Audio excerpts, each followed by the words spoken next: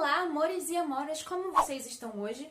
Bom, eu vou ficar com o óculos, por mais que esteja essa luzinha chata, porque eu preciso olhar para a tela do computador que tá logo ali, com o mapa da horária, porque eu preciso dizer a vocês o que eu levei em consideração na leitura dessa horária. Alguns já viram lá no Facebook, mas aqui eu vou mostrar para vocês como que exatamente foi feita a análise desse mapa. Eu vou deixar aqui do lado o mapa dessa horária para que você consiga acompanhar visualmente comigo, tá?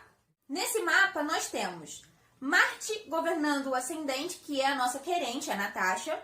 O Sol regendo a quinta casa, que é a gravidez dela, a gestação dela. E o parto em si é Júpiter nesse mapa, que rege a casa 12. Por que a casa 12 tem a ver com o parto? Bom, primeiro, a gente sabe que a pessoa que passa por um parto passa por um período de recolhimento, reclusão dentro do hospital, fica internada, e o hospital é um tema de casa 12, fora que você também consegue encaixar o próprio resguardo, onde a mulher fica reclusa, isolada do resto da sociedade, para se dedicar exclusivamente à sua recuperação e ao bebê que acaba de nascer. Então eu associo o parto à casa 12, tá bom? Então vamos lá.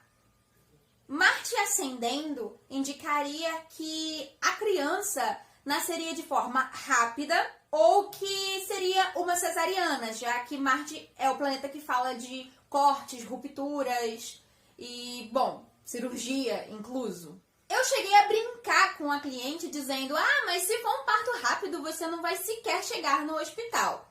E o resultado da leitura foi impressionante, nem eu esperava o que aconteceu. Ficou curioso? Então acompanhe o vídeo, porque até o final dele eu vou contar o resultado dessa análise. Então, vamos continuar com a nossa leitura. Bom, Sol e Marte são os significadores principais da horária, que é a mãe e o bebê.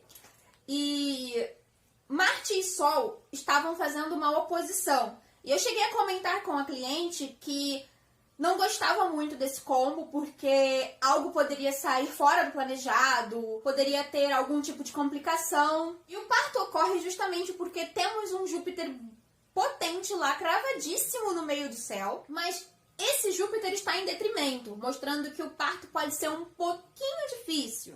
A cliente chegou a comentar comigo que o parto dela estaria previsto para o dia 17 de outubro e que ela estava desconfiando que iria induzir o parto pelo fato da criança não estar virada na posição de encaixe.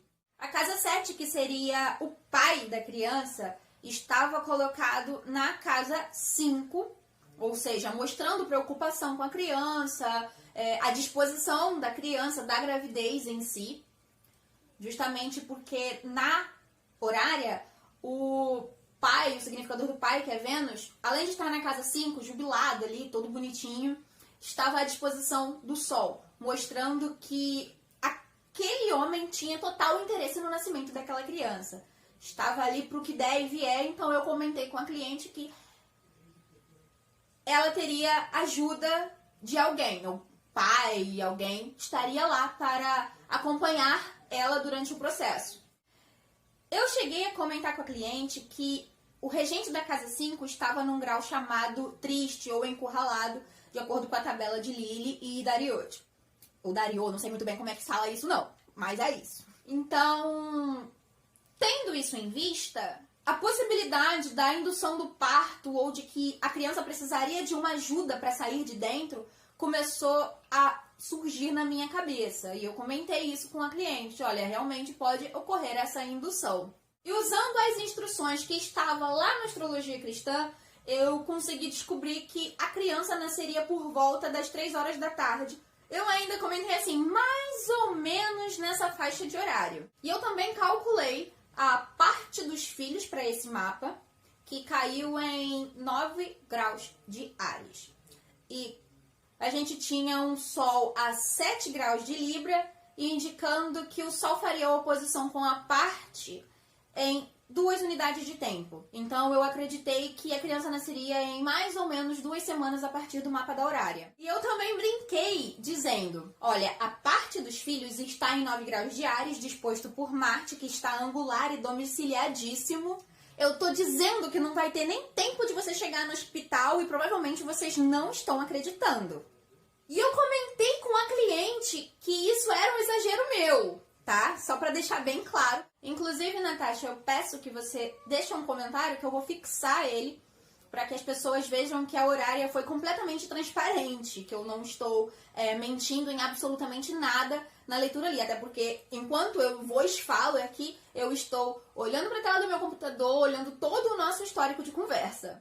E lá na astrologia cristã, Lily orienta que o último aspecto que a Lua faz antes de deixar o signo em que ela está mostra como é que vai ficar o estado de saúde da mãe após o parto. E bom, o último aspecto da Lua seria com Saturno, que está essencialmente forte, está angular, está em domicílio.